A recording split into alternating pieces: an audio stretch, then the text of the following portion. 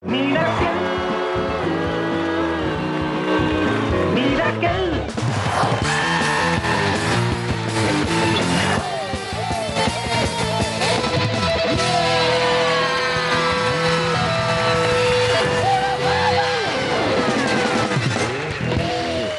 বলে রেকর্ডেড, কেউ বলে লাইভ।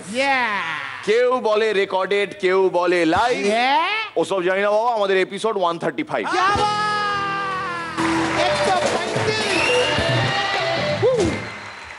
আঙ্কেল ক্লাইম্যাক্স এর নাম শুনেছো? ক্লাইম্যাক্স শোনোনি তো? তাহলে এবার আন্টি ক্লাইম্যাক্স দেখো। Good evening and welcome to Srilekha. তোমার গায়ে তো এখনো দাগগুলো রয়ে গেছে। কে কেলিয়েছে? এইভাবে কোনো মেয়েকে মারে? নির্মম নির্মম ছি, অত্যাচার। আর এমন একজনের কাছে মার খেয়েছো তুমি, যার সঙ্গে তোমার নাকি বহুদিনের সম্পর্ক। যখন মারতো তুমি কিছু বলতে না শ্রীলেখা? শুনতো না? কেন কেন কেন কেন ব্রাত্যদা, ফুলের মতন নিষ্পাপ অথচ হাতির মতন মোটা একটা মেয়েকে তুমি মারতে?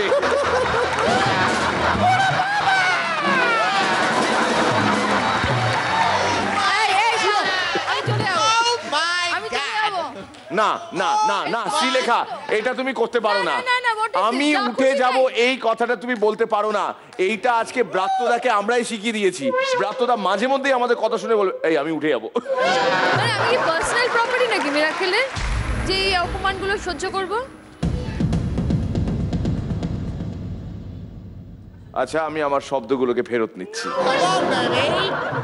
ফুলের মতো নিষ্পাপ আর প্রজাপতির পাখনার মতন হালকা একটা মেয়ের উপর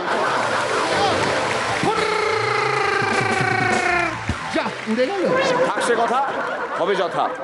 প্লিজ ওয়েলকাম মাননীয় মন্ত্রী ব্রাত্য বসু। আজ যারা মিরাকেল দেখছে তারা কি বলছে? এবার এদের উচিত শিক্ষা হবে। ব্রাত্যদা, সত্যি it's wonderful to have you here. এবং আজকে তোমাকে আমরা রিল্যাক্স করানোর জন্য এখানে ডেকেছি। তুমি তো এত কাজ নিয়ে ব্যস্ত থাকো, তো এই 1.5 ঘন্টা তুমি শুধু রিল্যাক্স করবে, তারপর যা হবে আমরা দেখে নেব। এই মুহূর্তে জাজেস প্যানেলে যারা বসে রয়েছেন তারা সবাই একে অপরের সঙ্গে কাজ করেছেন এবং ব্রাত্যদার এখানে আসার আগে সবাই এটা নিয়েই আলোচনা করছিল যে তুমি কি আগের মতোই আছো নাকি অনেকখানি বদলে গেছো। খুব জানতে ইচ্ছে করে, খুব জানতে ইচ্ছে করে। আমাদের খুব জানতে ইচ্ছে করে এবং সেটা আমরা ক্রমেই জানবো যে এই কয়েকদিন আগে পর্যন্ত আমাদের সহকর্মী আমাদের সঙ্গে কাজ করেছেন সেই ব্রাত্য বসু আর মন্ত্রী ব্রাত্য বসুর মধ্যে সত্যি কোনো ফারাক আছে কিনা।